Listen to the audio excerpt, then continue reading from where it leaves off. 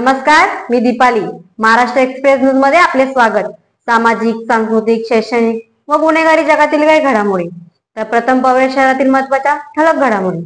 EVM विरोधात ठाकरे गट मैदानात. ठाकरे गटाने डोंबिवलीत ईव्हीएम विरोधात राबविली सह्यांची मोहीम.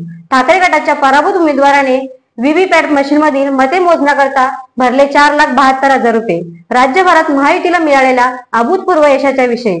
महाविकास आघाडीने शंका घेत ईव्हीएम मशीन मध्ये घोळ असल्याचा आरोप केला आहे. ठाकरे गट ईव्हीएम विरोधात मैदानात उतरलाय.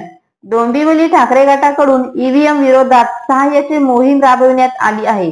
तर दुसरीकडे ठाकरे गटाचे पराभूत उमेदवार दीपेश म्हात्रे यांनी व्हीव्हीपॅट मशीन मधील मते मोजण्याकरता निवडणूक यंत्रणेकडे 4,72,000 रुपये भरले आहेत. डोंबिवली विधानसभा मतदारसंघातून भाजपाचे उमेदवार रवींद्र चव्हाण यांच्या विरोधात पराभूत झालेले ठाकरे गटाचे उमेदवार दीपेश म्हात्रे यांनी हा पराभव ईव्हीएम मशीनमुळे झालाय. चव्हाण यांना मिळालेली मते आणि मताधिक्य याबाबत संशय व्यक्त केला आहे. पुन्हा एकदा व्हीव्हीपॅटची मोजणी करणार त्याच्यासाठी 10 मशीन व्हीव्हीपॅटच्या मोजण्यासाठी आज कलेक्टर साहेबांकडे मी अर्ज दिलेला आहे आणि त्याच्यासाठी जी रक्कम भरावी लागते 4,72,000 रुपये ती देखील आज मी भरलेली आहे.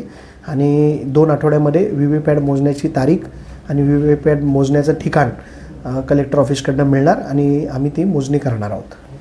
काही ठिकाणी तुम्ही बूथही लावले ती ईव्हीएमच्या विरोधातले काय आहे? हो, डोंबिवलीमध्ये सर्वसामान्य माणसांमध्ये खूप रोष आहे आणि त्या लोकांनी आमच्याकडे तो रोष व्यक्त केला शिवसेनेच्या शहर शाखांमध्ये आणि त्याच्यासाठी आज आम्ही सह्यांची मोहीम सुरू केलेली आहे. विविध ठिकाणी आम्ही सह्यांच्या मोहीम लोकांच्या सह्या घेण्यासाठी बूथचं नियोजन केलेलं आहे आणि लोक आपला रोष आपल्या या सह्यांच्या मोहिमेमधनं व्यक्त करतील असं आम्हाला शिवसैनिकांना वाटतं.